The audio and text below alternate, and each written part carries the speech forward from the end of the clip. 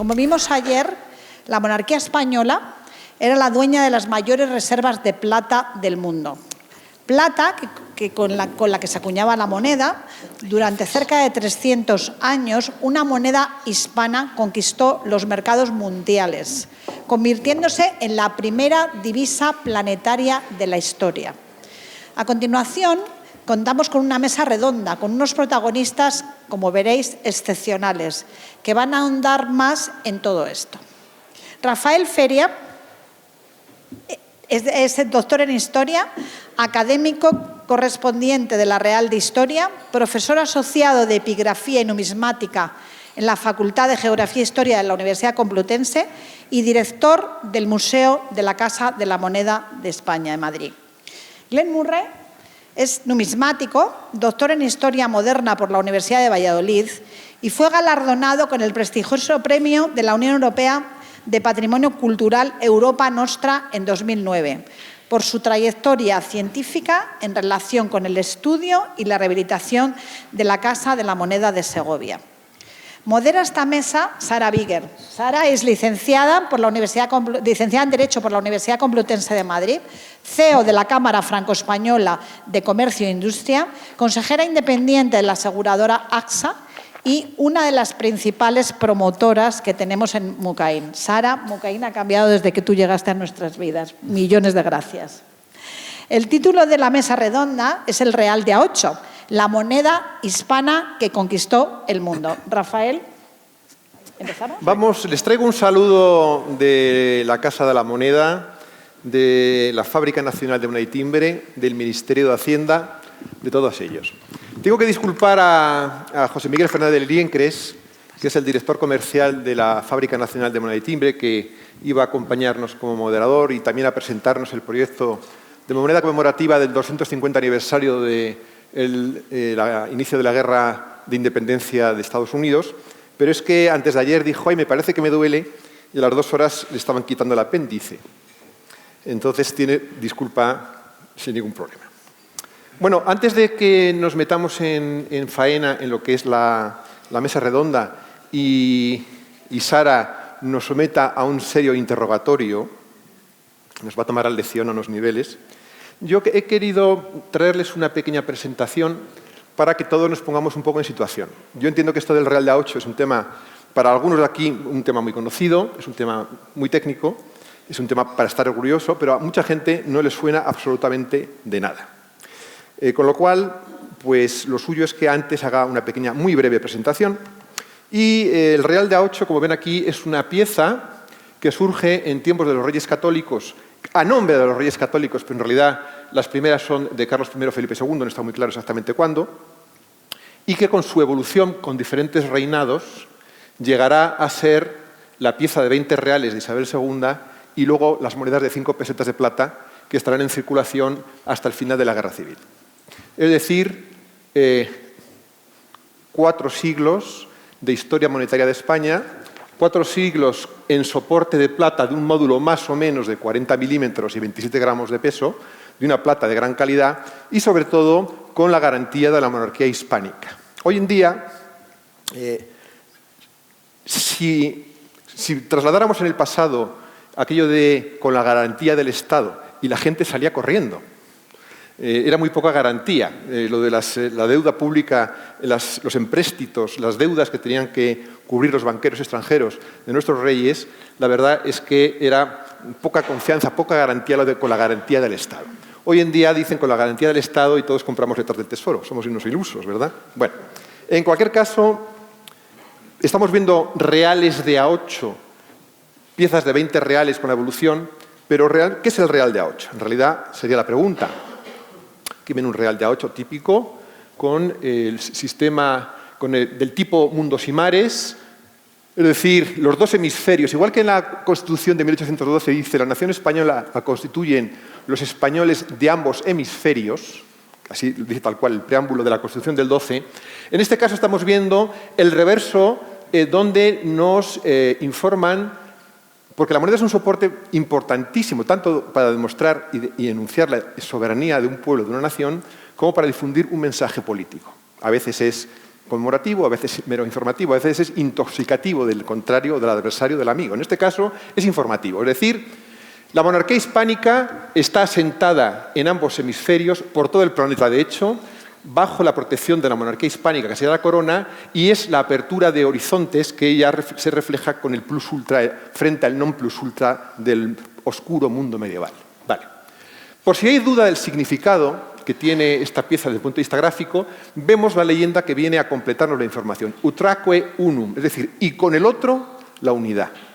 Señores de los conciliábulos masónicos, francmasónicos, que por influencia inglesa y francesa, pero más inglesa, están ustedes pensando cargarse el sistema, no me toquen una isla, porque toda la monarquía saldrá en su defensa. Señores piratas, como decían, ingleses, hay la variante que hay inglés y británico, ambos piratas, con o sin parche. En cualquier caso, como decía el pirata Morgan, podremos estar en paz pero nunca ser amigos. En este caso es un aviso también a navegantes extranjeros, nunca mejor dicho. Es decir, señores, la monarquía hispánica es un todo indisoluble, hay la España americana, la España peninsular y todos ellos formando a España. Antes decía el otro conferenciante, Rafa, que Castilla es lo que llega a América, pero conjuntamente conformamos España. España es el resultado de... Igual que yo le digo a mis alumnos, qué envidia que habláis castellano. Yo soy un humilde profesor universitario o director de museo que no soy capaz de hablar en román paladino, hablo español. Que tiene palabras galas, francesas, inglesas, holandesas, incas, quechuas, mayas, y el resultado de toda esa mezcolanza es el español, no el castellano. El castellano es lo que hablaba don Miguel de Cervantes Saavedra antes o después de Argel. Bueno, aquí vemos, por tanto, esto es un Real de A8, pero claro, el Real de A8 tiene un antecedente. ¿Cuál es el antecedente? El Real de A8, como os pongo aquí, surge con las reformas monetarias de los Reyes Católicos de 1497 sobre una moneda preexistente que era la unidad de plata de la corona de Castilla de tiempos de Pedro I, siglo XIV. Es decir, la pieza de plata que empieza a circular de calidad en tiempos de Pedro de Castilla llega a los Reyes Católicos con sus vaivenes y con la pragmática de Medina del Campo se establece que el Real de Plata, que pesa 3,4 gramos más o menos, va a tener un valor de 34 maravedís. La moneda de referencia castellana no es el real, no es el escudo, no es luego el excelente, lo que sea, es el maravedí. Todo está referenciado con respecto a maravedís. La verdad es que es muy complicado. Yo creo que incluso en el siglo XVII, cuando te condenaban a galeras, te daban como alternativa hacer un estudio metrológico de monedas. Y todos pedían las galeras. Bueno, la pragmática de Medina del Campo es muy importante porque crea un sistema moderno, establece definitivamente la calidad de la plata con piezas de un real, medio real, un cuarto de real y un octavo de real. Y asimismo, en oro es cuando se establece que la pieza del ducado, que va a ser el excelente. El excelente de la Granada es una pieza que se le dota de ese nombre, que es un nombre popular, no es el nombre oficial, por la pureza de su oro. Aquí tenemos, por tanto, un real, tenemos un excelente. Y claro, cuando digo que surge en Medina del Campo y con los Reyes Católicos, la pregunta, ¿pero estaba usted hablando del Real de A8? Y es que el Real de A8 no lo contempla la legislación de los Reyes Católicos. Es un invento posterior. Es la necesidad que tiene la monarquía de los Borgoñones de dotar al sistema monetario peninsular, no peninsular, castellano, porque Aragón iba hacia la guerra por su lado, con una moneda homologable a lo que circula por Centro Europa. Y por Centro Europa básicamente no circula oro, circula plata en forma de los táleros, los thaler, el daler, grandes piezas de plata que va a ser el módulo de referencia para la creación del Real de A8. Por lo tanto, la monarquía hispánica en sus territorios centroeuropeos va a tener los dalers, el thaler de plata, y en sus territorios castellanos va a crear un módulo similar para homologar la moneda española. No siempre Spain is different. En este caso intentaba un poco homologarse con el daler, como digo aquí. Bueno, ya se autoriza la fabricación de reales de A8 al otro lado del Atlántico por Carlos I en 1537, no consta que se cumpliera la legislación, porque una cosa es que exista una ley de emisión o una orden de fabricación y otra cosa es que se cumpla. A veces los investigadores que rozan el mundo numismático y no tienen conocimientos numismáticos pero se dedican al mundo económico, se fían de la legislación. El papel lo aguanta todo, pero luego hay que hacerlo. Y llega la Orden América y parece ser que jamás se cumplió. Es decir, había permiso para batir piezas reales de A8, pero jamás se hizo. En cualquier caso, el real de A8 que estamos comentando, que luego va a llenar páginas y páginas de la historia, el primero será este que veis aquí, que es un real de A8 de Sevilla. Aquí tenéis el valor aquí expresado, aquí pone 8, como veis aquí, SCK de Sevilla, y es una pieza de la serie de los Reyes Católicos, acuñada ya pues, casi 40 años después de los Reyes Católicos. Se dice en numismática que es a nombre de. ¿Por qué? Es una pieza nueva, es una pieza que se sale de la normativa de los Reyes Católicos, que solo contemplaban reales, y a partir de esta innovación que va a hacer Carlos I y Felipe II, se van a hacer piezas de 2 reales, de 4 y de 8, y para que ya no haya desconfianza en los mercados, se decide mantener los tipos de los Reyes Católicos que están perfectamente conocidos y adoptados y aceptados en los mercados. Es un truco, pero que les funcionó. Por lo tanto, estos reales de A8 a nombre de los Reyes Católicos no hay que confundirse que son de reinados posteriores. Claro, en los reales de A8 que se empiezan a acuñar en la península, luego se trasladarán a América cuando ya se empiezan a crear cecas en América para suplir sus necesidades monetarias de circulante in situ, porque hasta ese momento se mandaban desde la península monedas a América. Se batió mucho cobre, por ejemplo, en Burgos, que se mandó y no las querían ni regaladas, evidentemente, como es lógico. Se empiezan a mandar pequeñas monedas de pequeña denominación, más que por una necesidad de los mercados o de necesidades financieras en América, de la añoranza de los pocos castellanos que había allí. Y bueno, aquí tienen, por ejemplo, este es un real de A8 macuquino, acuñado a martillo, en Segovia. Aquí ven la marca del acueducto y el valor 8. Claro, el va y viene de metales preciosos, teniendo en cuenta que a lo largo del siglo XVI y muy al principio del siglo XVII, lo que básicamente circula es plata en barra, en pasta. La pasta son los lingotes. Todavía no hay suficiente infraestructura en América para acuñar in situ y bueno, va y vienen los lingotes y esto permite, por ejemplo, estos lingotes magníficos de Potosí, que llegue plata, por ejemplo, al Real Ingenio de la Moneda y frente a esa pieza que hemos visto de los Reyes Católicos acuñada a martillo, vemos este magnífico ejemplar de 8 reales acuñados en Segovia, aquí cerquita, que ven la marca del acueducto como marca de ceca, de Felipe II, con una calidad técnica y una calidad metrológica perfecta. Este es un real de A8, digamos, fetén de los decretos de nueva figura, de la nueva imagen. Y cuando se habla de la importancia del real de A8, hay que conectar con lo que hemos oído hoy, por ejemplo, del Galeón de Manila y por supuesto, la carrera de Indias. El potencial que tiene la moneda española es en tanto en cuanto la economía española se va consolidando, la moneda española se va reconociendo porque es estable y una cierta calidad, y sobre todo porque su distribución se empieza a garantizar por todo el planeta a través de lo mejor que tiene la monarquía hispánica, que son las comunicaciones. Es decir, no solamente hay que mover piezas, no solamente hay que mover comercio o bienes, sino que, por ejemplo, cómo se mueve la información. Lo que estructura un imperio es la información, es decir, el correo. La grandeza del Imperio Romano son las vías de comunicación navales y las calzadas, y la maravilla del Imperio Español es, aparte de las redes dentro de Europa para mover a los espías y a los mensajes encriptados, la comunicación que hay muy rápida, mucho más rápida de la que podemos pensar nosotros con los barcos de avisos, que van muchísimo más rápido que las flotas, por supuesto.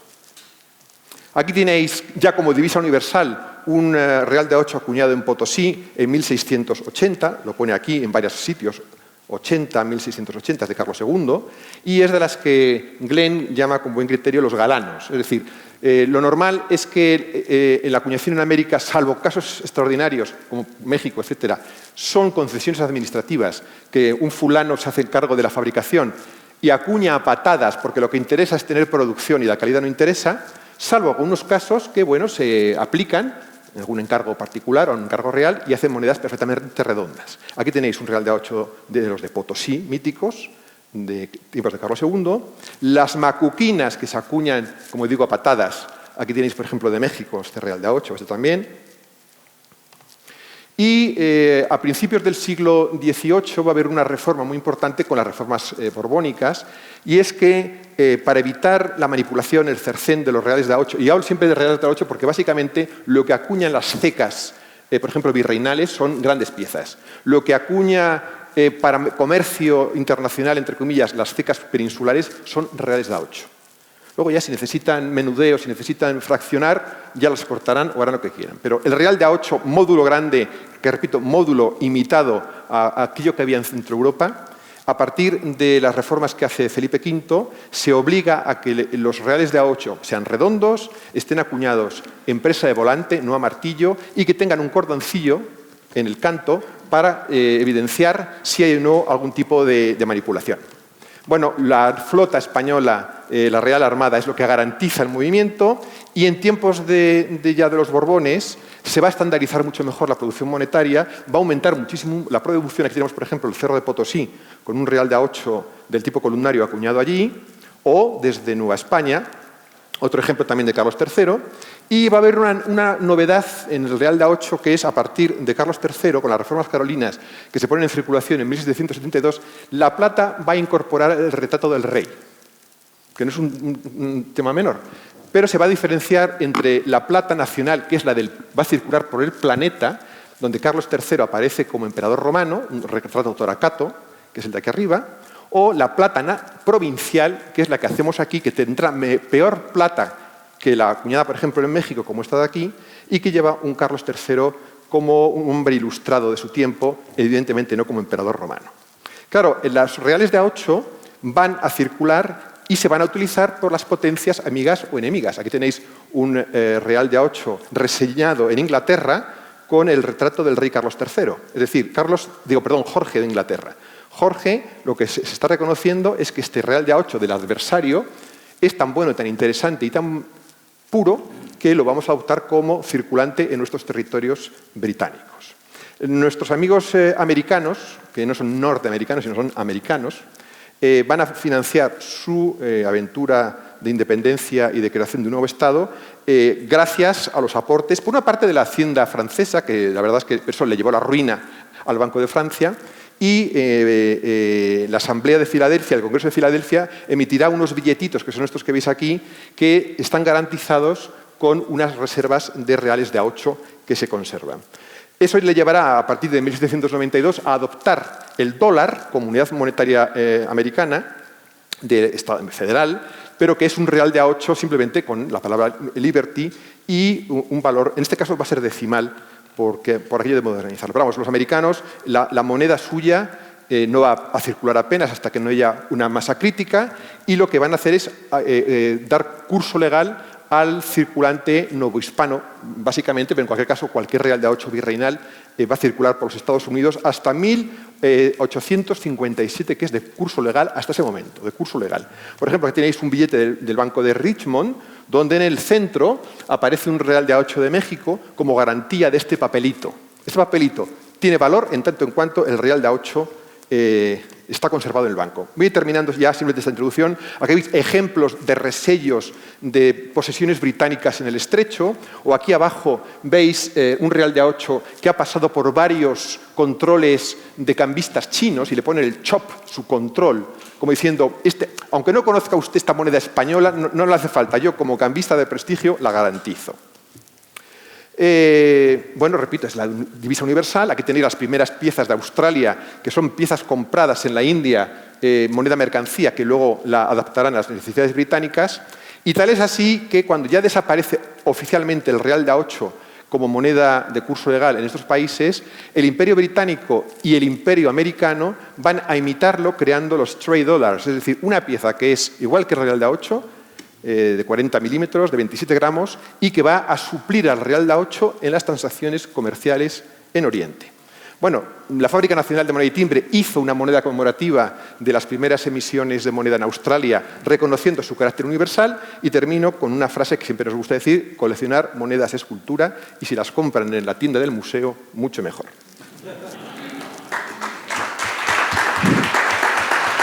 Ahí. Espera, vamos a dejar un real de A8. Vamos a poner un real de A8 para que marque... A ver. Venga, un real de A8. de época de Carlos II. Bueno, pues muchísimas gracias, Rafael, porque yo creo que nos ha puesto absolutamente en contexto. Así que ya una vez visto y vamos a hacer una serie de preguntas sobre estas temáticas, así que voy a empezar preguntándole a Glenn un poco qué podríamos añadir a cuál fue ese contexto histórico y económico que da lugar al Real de A8, ¿no? Estamos hablando de reyes católicos, pero ¿cuál es ese contexto? Sí, para mí... Ahí. Hay que usar esto.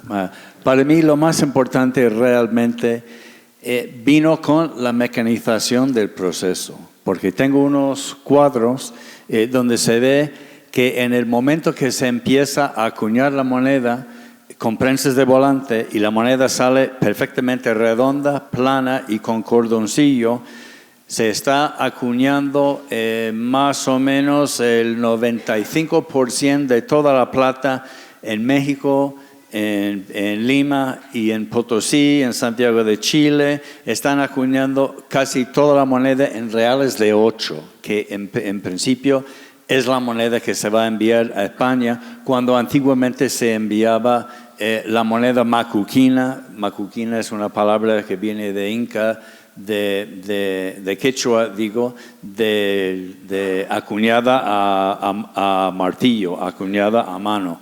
Entonces, pues realmente yo creo que es la perfección de la moneda que realmente le da confianza. Esa moneda es bastante redonda.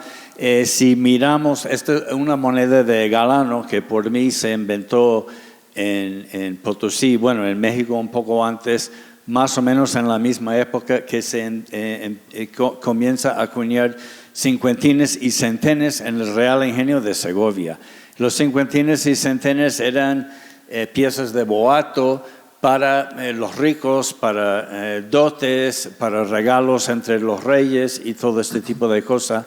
Y por eso los mercaderes de plata en Indias pues empezaron a acuñar estas monedas reales de 8 redondas, como más que nada eran novedades que cobraban un poco más por la moneda. Pero cuando ya se empieza a acuñar todas las monedas con máquinas y salen todas perfectas, yo creo que esto realmente es lo que le da confianza a la moneda española. Pero ¿por qué Real de A8? ¿Por qué no utilizamos el sistema decimal? Quizás desde el siglo XXI se nos ocurre pensar que hubiera sido más lógico. ¿Por qué es un Real de A8, Rafael? No está muy claro el tema. Vamos a ver, el sistema métrico decimal se experimenta desde el punto de vista teórico en Francia e Inglaterra en el siglo XVIII. Hacia 1795 en Francia empiezan a impulsar su aprobación definitiva por la Asamblea y oficialmente en Brumario de 1800 se oficializa el sistema métrico decimal en Francia y en la moneda francesa. Y se crea el franco germinal. Bueno, eso sería una tradición que va a heredar la peseta a partir de 1865, cuando hay en París el Congreso Monetario Internacional, que se crea una unidad global que todos comparten la metrología, comparten las características físicas de las monedas, pero no la denominación. Es decir, tú podías pagar en París con una moneda de una peseta y podías pagar en Madrid con una moneda de una lira italiana o de un franco francés. Eso era crear un marco de intercambio conjunto bajo la batuta de Napoleón III, el inventor del término Latinoamérica. Bien. El Real de A8 es hijo de su época, es hijo de la tradición numismática castellana. Es decir, la moneda más importante de la península, aparte de la aragonesa, va a ser el Real de Plata y luego lo será el escudo, ya en tiempos de Carlos I. El Real de A8, antes comentaba, por módulo, es una moneda de prestigio a la vez que una moneda práctica, en tanto en cuanto en una sola pieza llevas un valor suficiente de transacción en el comercio. Luego, una cosa interesante, históricamente hay una costumbre que es dejar que el ciudadano, el usuario, el súbdito, se acerque a una casa de moneda con metal en bruto y le entregan monedas. Bien, pero no permitía la corona que se acuñaran reales de A8 para los particulares. El real de A8 tenía mejor plata que las piezas de 4, 2 y un real. Es decir, cuando a ti te daban, en vez de darte una moneda de un real de A8, te daban 8 piezas de un real, te estaban dando en realidad menos plata. Luego ahí es un negocio también por parte de la corona. La emisión de monedas siempre es un negocio. El valor intrínseco de una moneda es el valor del metal según mercado, y el valor extrínseco o de circulación es el valor del metal más los costes de transformación, que se llama braceaje, más el beneficio que obtiene el Estado, que es el señoreaje. Luego, al Estado no le interesa que un ciudadano particular acuñe monedas donde tiene menos señoreaje, como era el Real de A8. El de A8 también es una moneda, como digo, de prestigio, y como decía muy bien Glenn, la calidad tecnológica, que sobre todo a partir de principios del 18 extiende por todo el mundo esa imagen. Vamos a ver, hay dos temas importantes. Uno, España controla hasta el siglo XVIII el 70% de la humanidad. La moneda que circula por todo el continente americano, per se como de curso legal, es el Real de A8, que es la moneda española, sea o no de métrico decimal o duodecimal. Además, a través de Nueva España, España tiene acceso a los mercados orientales a través de la Gran de Manila. Y en un momento dado surge la necesidad en Oriente de que se busque plata porque China ha creado un patrón monetario basado en la plata. Que no tiene plata. ¿Quién tiene plata? Los vecinos japoneses. No se hablan entre ellos. Y entonces se busca un punto intermedio de intercambio que va a ser Manila. Manila era un lugar de intercambio inicialmente de especias, se va a convertir en un lugar de intercambio de plata. Luego, a través de esa necesidad china y a través de que se dan cuenta de que para qué vamos a ayudar a los japoneses a mercadear con plata si nosotros la tenemos fantástica y encima la damos acuñada, que es mucho más contabilizable que en bruto. Porque el éxito de las monedas o no, frente al uso del metal en bruto, es que permite una contabilidad de la riqueza y una división y una distribución mucho más fácil que si estás manejando metales en bruto. Por lo tanto, el Real de A8 como denominación, yo no sabría exactamente decirte el por qué se decide, lo puedes deducir. Hay una necesidad hay una demanda por parte de los usuarios de una moneda de mayor valor. Bueno, pues si los Reyes Católicos han adoptado como unidad de referencia de la plata el escudo para el oro, el ducado y luego el escudo, y el Real de A8, el Real de A1, creemos monedas de 2, 4 y 8 en función de las necesidades de los mercaderes.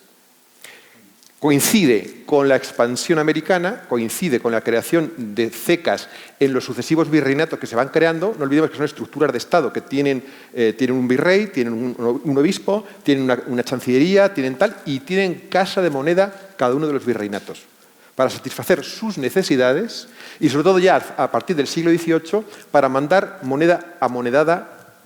plata amonedada a la península. No quiero enrollarme mucho más porque es que no es fácil contestarte el por qué.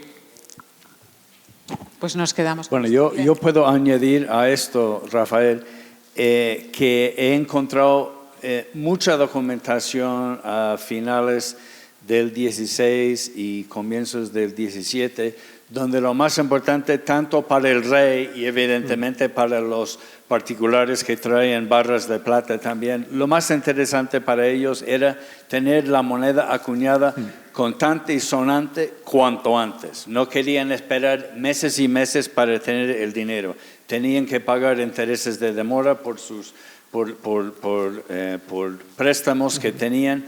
Y era evidentemente mucho más rápido acuñar piezas de 8 que acuñar 8 monedas de un real o 16 monedas de medio real. Y precisamente lo que has dicho tú también, Rafael, es que el rey reservaba para sí mismo acuñar las monedas grandes porque él tenía el privilegio y quería cobrar antes que nadie, y dejaba que los particulares acuñaban las monedas menores. Entonces, gran parte de eso es la rapidez. O sea, mientras que hay un experimento con Diego de Astor, que es el inventor de los cincuentines y sesentines en Segovia, en 1610, en las casas de Jacome Treso, en Madrid, donde se experimenta intentando acuñar moneda redonda, como todas las monedas de los reyes católicos, acuñados a principios y mediados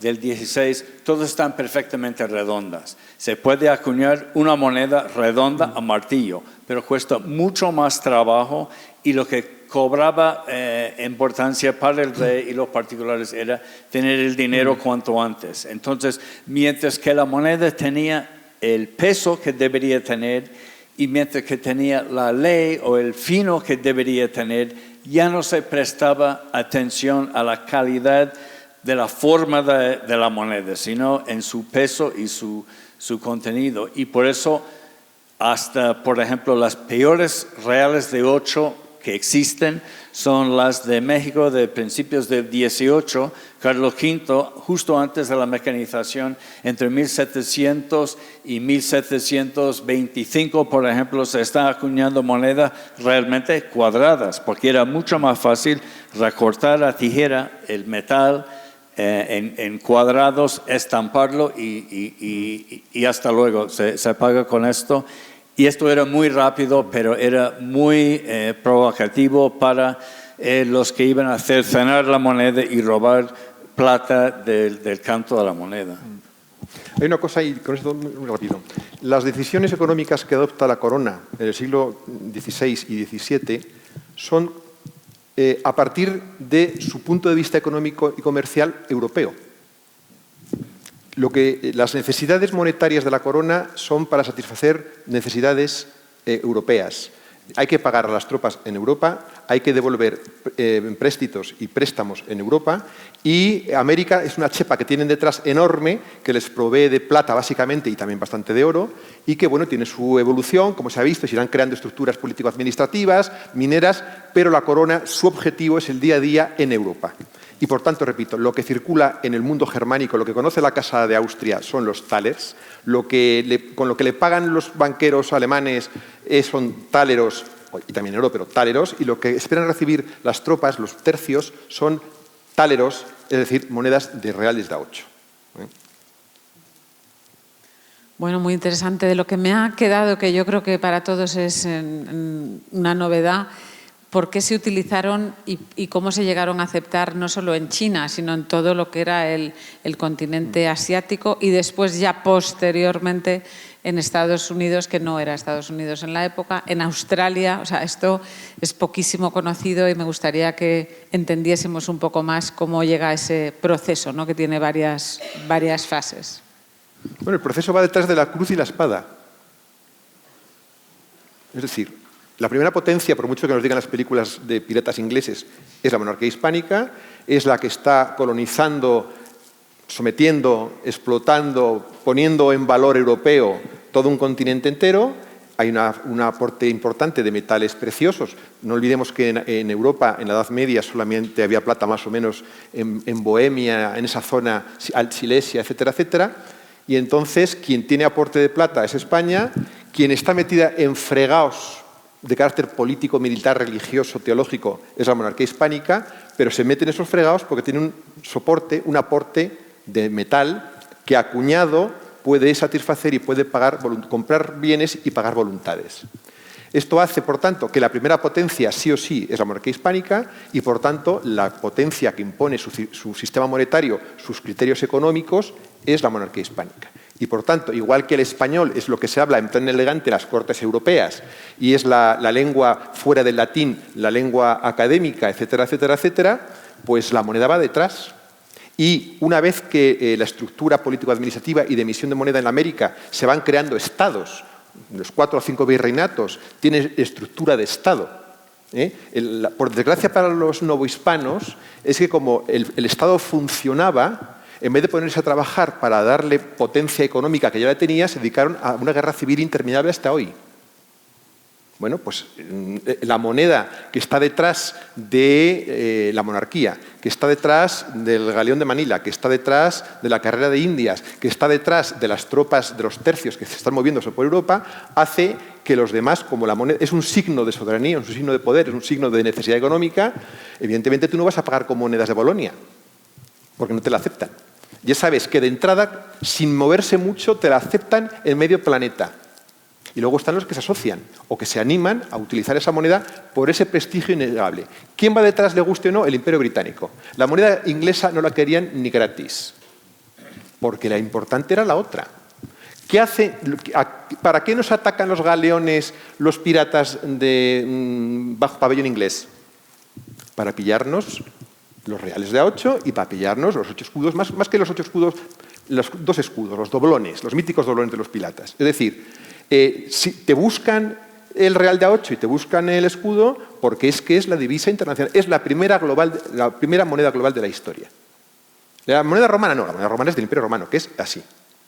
La moneda bizantina, así. La única que llega a todo el planeta es el real de A8 español. Y por tanto va a influir más allá del dominio político en el siglo XIX. Repito, el real de A8 va a estar de curso legal en Estados Unidos hasta 1857. Vamos, de curso legal, que tú ibas a la Reserva Federal y lo que había era monedas españolas acuñadas. Luego empezó a llegar el oro el oro de California. Casualmente, después del tratado Guadalupe-Morelos, justo el día que se firma, se descubre el oro de California. Vaya, qué casualidad.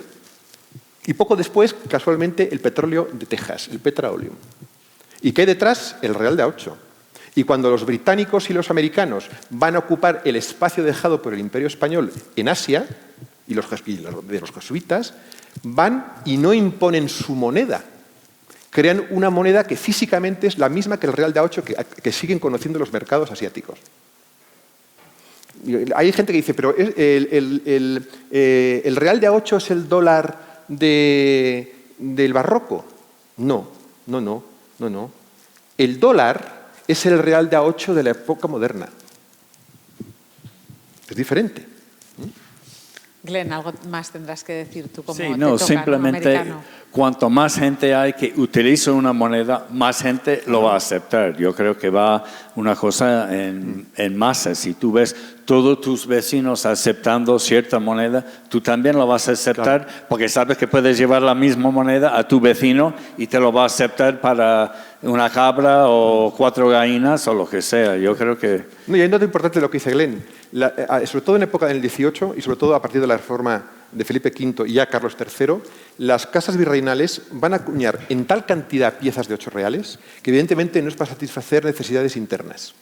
La moneda, el real de A8, en ese periodo ya se convierte en pieza mercancía. Es decir, desde el galeón se va a exportar, ya no es el real de A8, es plata virreinal que va a las necesidades asiáticas y plata virreinal que no a través de la corona, que es mala y se lleva la plata. La corona se lleva el quinto real, que es el 20% de lo que se produzca, mucho, poco o nada. Pero sí que el comercio, el brutal comercio que genera Nueva España va a llevar muchísima plata en real de A8 a Europa. Lo que se transporta en la famosa flotilla de fragatas de la Mercedes son reales de A8 y algunas piezas de oro que se mandan de América, estaban retenidas en América para satisfacer las necesidades de la corte, de la Real Hacienda, Godoy y la Guerra de las Naranjas, y se mandan a la península. Porque Madrid no daba abasto para acuñar para esas necesidades. Entonces ya llega un momento que ya satisfechas las necesidades internas, como ocurre en Estados Unidos, la producción ya es para satisfacer las necesidades globales. Si no, no se entiende la cantidad de reales que acuña México, que es para llegar aquí a la luna. No, son necesidades globales y como tal maneja la corona la producción monetaria. Bueno, interesante en eso lo que comentas también, Rafael, si comparamos, por ejemplo, el precio de Nuestra Señora de Mercedes, que es de 1803 o 4, creo que es, ¿no? Lo comparamos con el Atocha de 1622, casi todo lo que se encontró en Mercedes fue acuñada en moneda y casi todo lo que se encontró en 1622 en la Atocha eran lingotes sin acuñar. Entonces se ve que España tiene ese afán de acuñar los metales lo más cerca próximo a las minas donde venían los metales, que toda esa aventura de traerlos a España y luego acarretarlos hasta, por ejemplo, Segovia, que para acuñar aquí pues tenían 3 o 4 semanas de acémilas desde Sevilla para traer la plata hasta Segovia para acuñarlo y luego volver a llevarlo hasta Sevilla para mandar la moneda acuñada. O sea, era realmente mucho más eficiente y eficaz acuñar la moneda cerca a donde las minas. Y por eso podemos ver que la Casa de la Moneda de México hacia el año 1804 o 5 creo que es, acuña más monedas que todas las demás casas de moneda españolas combinadas. Y en un solo año México también acuña más monedas que en toda la historia del Real Ingenio de Segovia. Entonces, México realmente, por eso tú miras los billetes esos de los bancos de Richmond, del Manhattan y todo esto, esos billetes que están las monedas que están en las imágenes, en esas monedas, casi todas son de la Azteca de México. No sé si lo hicieron a propósito o simplemente por el artista y el grabador, pues la moneda que tenía a mano tenía la marca de Azteca de México. Fíjate el dato de que en 1774 se inaugura la nueva Casa de Moneda de Potosí, que es el edificio civil más grande de Iberoamérica y el mejor edificio industrial del siglo XVIII del mundo. Como yo le decía no hace mucho a un ilustre visitante boliviano, digo, mire usted, para robar plata no hace falta montar ese tinglao gigantesco que es un fantástico edificio, basta una mula y un pico. Y no, se construye para una producción ya, nunca mejor dicho, industrial de una moneda de mercancía, que es el real de A8, que ya supera en tiempo y en circunstancias lo que aconsejó crearlo. Es decir, es la gran industria de la corona a nivel global, el real de A8. Y para los numismáticos, ¿cómo valoran toda esta evolución? No sé cuánto puede costar un real de A8 a cualquiera que le pueda apetecer tener uno. ¿Esto qué ideas le podemos dar? Yo tengo prohibido tasar y valorar, pero vamos, desde los 27 gramos de plata mínimo que tenga un real de A8, aunque esté hecho una chapa, la plata, el valor intrínseco nunca se pierde, hasta millones. Glenn. Vamos a ver, se puede comprar un real de 8 común y corriente de Lima o de México, no en flor de cuño, pero en bastante buen estado, lo puede comprar perfectamente bien por entre 35 y 50 euros, sí. Pongamos. Sí, sí. Fácilmente, de muchas diferentes fechas, son monedas muy coleccionables.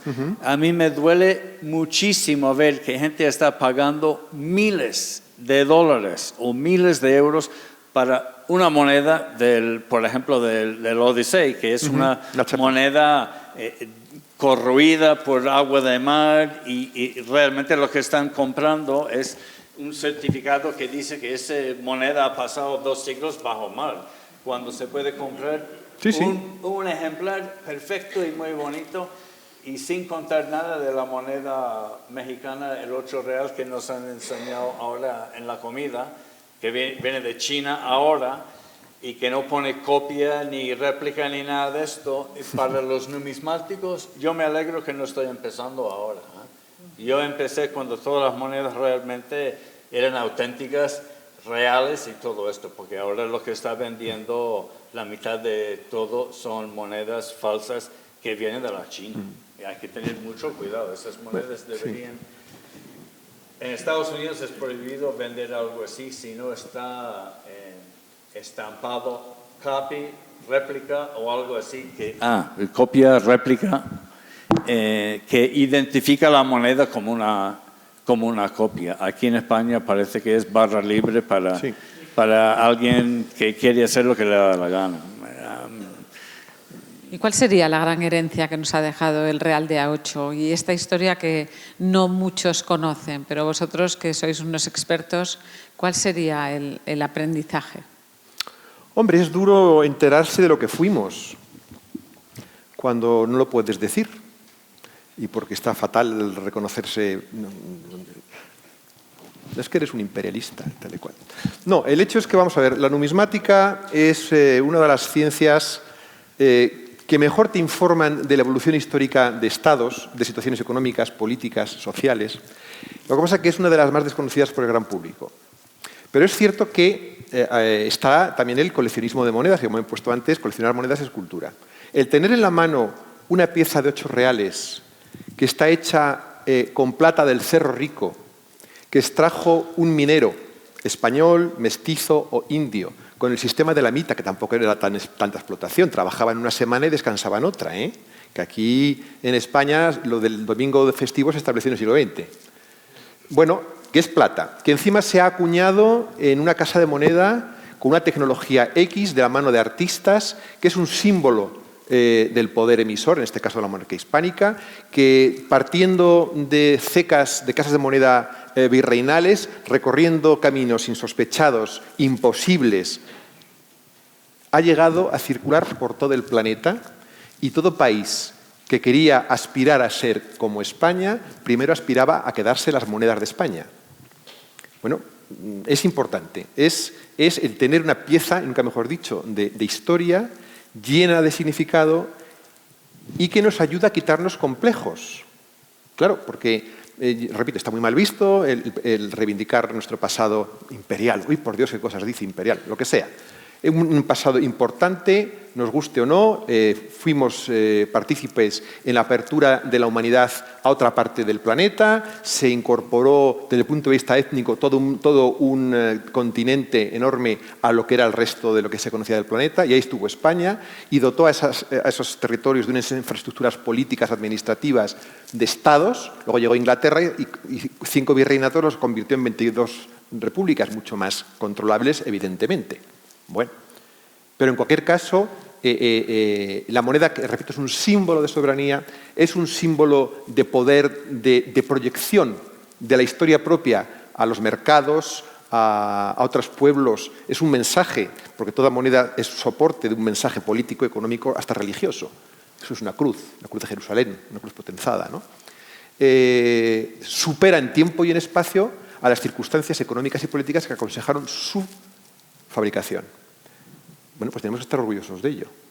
Y encima, si podemos hacer una colección y podemos dedicar a la colección el tiempo que dedicaríamos a tomar un gin tonic, por lo menos hacemos una colección, no nos estropeamos el hígado y en un futuro podemos dejar un legado cultural a nuestros descendientes.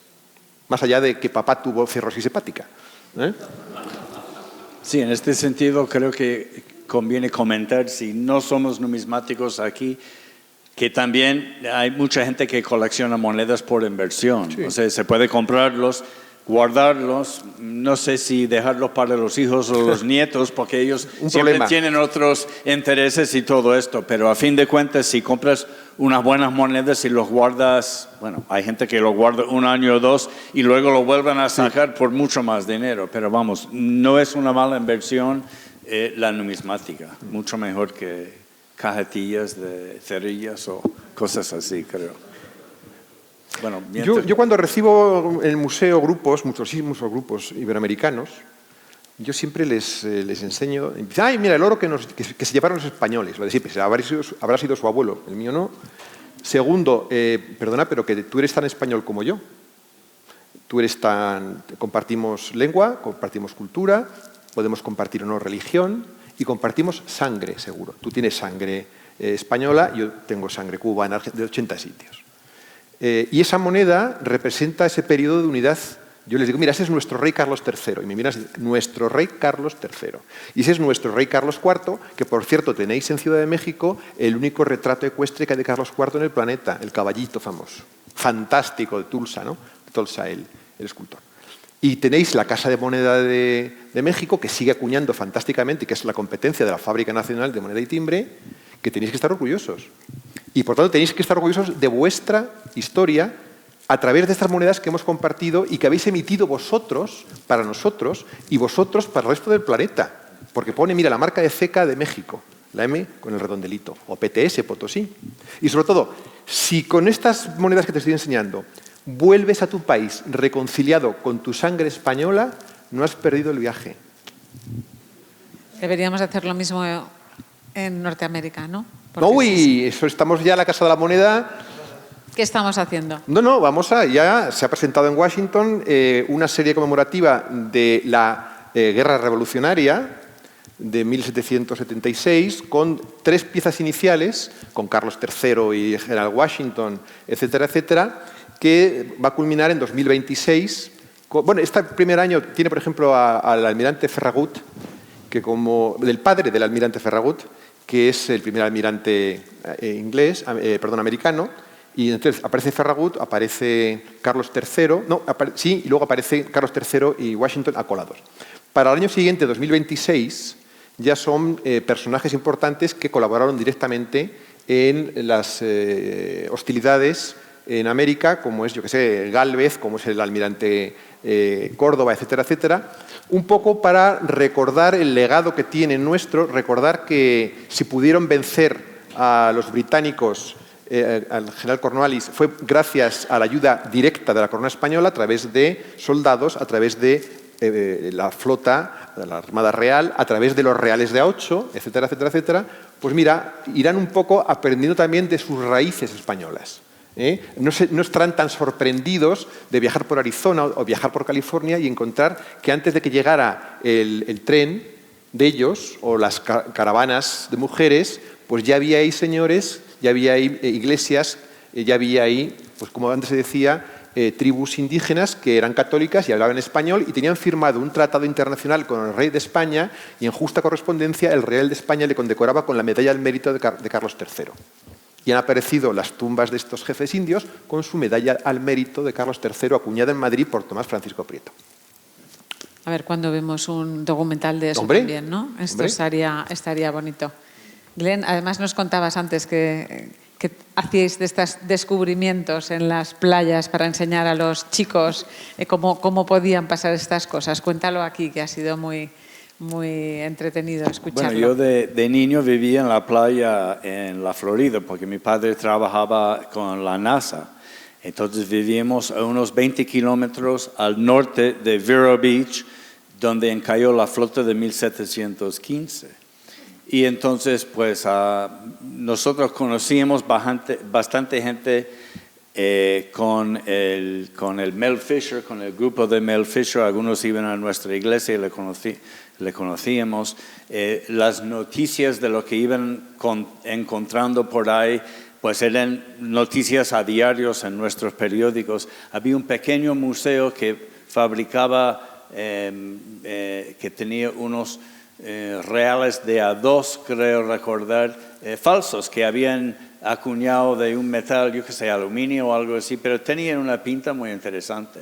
Y yo tenía pues 12, 13 años, íbamos a la playa, vivíamos al lado de la playa. Íbamos a la playa con los amigos y yo ahí jugando en la arena. Mira lo que he encontrado. Y mis amigos pensaban que era verdad, pero era porque todos vivíamos con esa manía de que ahí se encontraba cosas. De hecho, cada vez que pasaba un huracán o una tormenta tropical, pues íbamos todos a la playa a estar ahí mirando a ver si podíamos ver un real de 8 o un doblón de A8. Mira, nosotros con esta serie de monedas y con los que estamos haciendo de libros, publicaciones, etcétera, un poco intentamos también colaborar para que el ciudadano medioamericano se reconcilie con su memoria inconsciente colectiva. Es decir, cuando el capitán Flint, que era el loro de John Silver, el pirata de la Isla del Tesoro, la última frase del libro es, gritando el loro, no lo voy a hacer porque me da faringitis, "Piece of eight, piece of eight". Es decir, joven americano, real, pieza de A8 es esto. Y la pieza de A8 es esto porque está vinculado de forma indisoluble con tu pasado. Igual que cuando los niños cantan canciones infantiles y dicen de Spanish doblons, estáis hablando de las monedas de 2 escudos, los doblones españoles, que son míticos y están intrínsecamente ahí en el día a día inconsciente colectivo de los yanquis, ¿no? Porque igual que se comentaba que México ha vivido a espaldas de su tradición asiática, los yanquis totalmente en contra. El otro día se lo explicaba a uno. No, porque claro, que es que digo, vamos a ver, si los indios consiguieron reservas indias ante unos señores que pensaban y creían que el mejor indio es el indio muerto, no fue por generosidad, sino porque los indios les mostraron tratados internacionales firmados por esas comunidades indias con el rey de España, que les daba un trato de igual a igual. Y entonces, cuando llegaron los yanquis a esos territorios que habían estado en contacto con España, más o menos dominados o no con España, llegaron los indios y dijeron, mire usted que es que somos la nación cherokee y así nos lo reconoce el rey de España. Y mire, yo llevo colgando aquí la medalla de Carlos III, al mérito pone. Y entonces el otro decía, trae pa' acá, indio de mierda. Le cogía el papel, si da igual, el original, una copia está en el archivo de Indias. Y como Estados Unidos quería homologarse a lo racional de la época, porque era un país nuevo, no tuvo más remedio que reconocer esos tratados internacionales. Y eso explica cómo en mitad medio de Nevada hay una reserva india más grande que España, o en mitad medio de otros estados. No por generosidad y altruismo, o porque se sintieran culpables de haberse cepillado a todos los indios en la costa este, sino porque se vieron obligados por esos tratados internacionales firmados con la corona española. De eso probablemente tampoco habíamos oído hablar, así que muchas gracias, Rafael. Nos quedan muy pocos minutos Sí. porque ahora nos vamos a conectar, pero quiero proponer al público si alguien tiene alguna pregunta, algún comentario, algo que se pueda ahora mismo... Venga, tenemos A ver. aquí.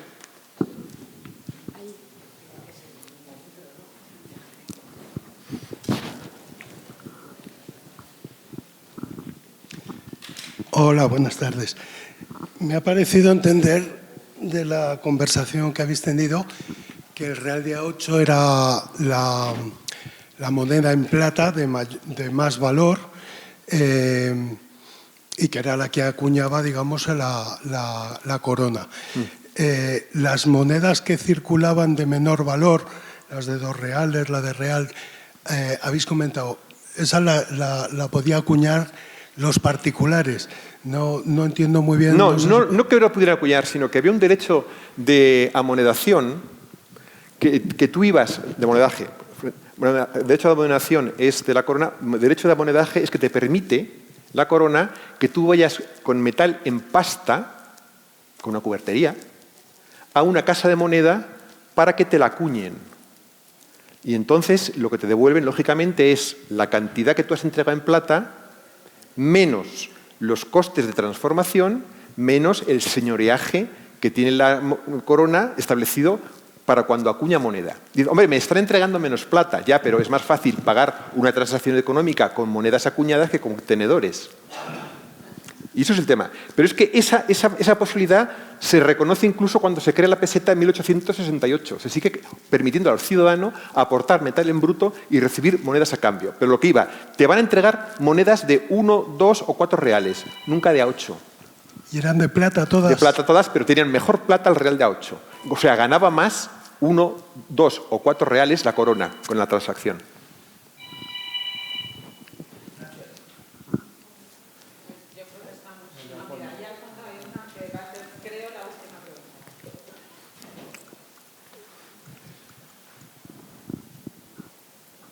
Sí, buenas tardes. Soy Paco García Blanc. Quería saber si han contemplado también o si han tenido en cuenta las cecas en lo que es el actual territorio de Estados Unidos, la ceca de Santa Fe de Nuevo México o la del Paso. Esas no son españolas. Bueno, no, estos no son, nunca ha habido secas en El Paso, ni, ¿cuál es el otro lugar de donde has dicho? Santa Fe de Nuevo México. No, nunca había Casa Moneda. Había Casa Moneda cuando se descubre, bueno, se abre la Casa de Moneda en San Francisco poco después de encontrar el oro ahí en 1849.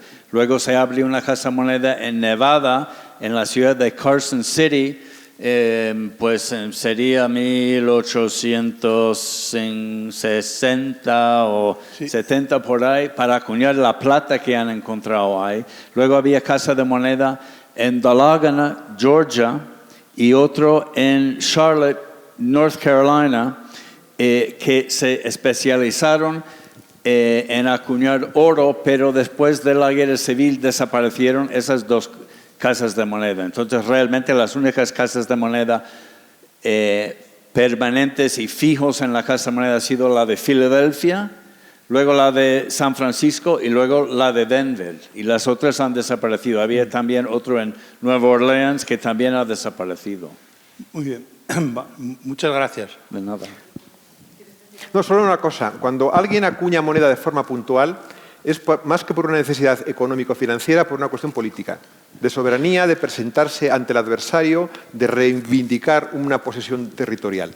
Es decir, si la moneda que circula por el planeta son las monedas acuñadas en México, no pierde ni un minuto en acuñar monedas en otro sitio, aunque tengan plata. Casi, si me apuras, mandan esa plata que han descubierto no se sabe dónde a México para que se transforme en monedas de prestigio.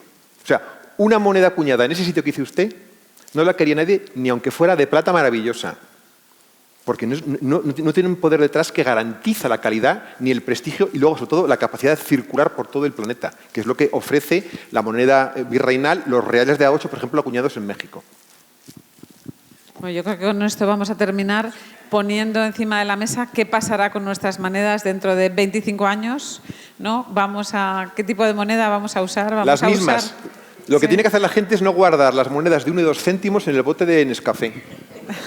A nosotros no nos importa, seguimos acuñando a un ritmo de 900 piezas por minuto en cada máquina. Si luego la gente las guarda en su casa, es su problema. Ahora con las tarjetas de crédito ya lo tenemos un poco distinto. Nada, aunque... eso de la tarjeta de crédito es de pobre. Lo que hay que tener es dinero cash. ¡Mucha chistorra! Pues muchas gracias.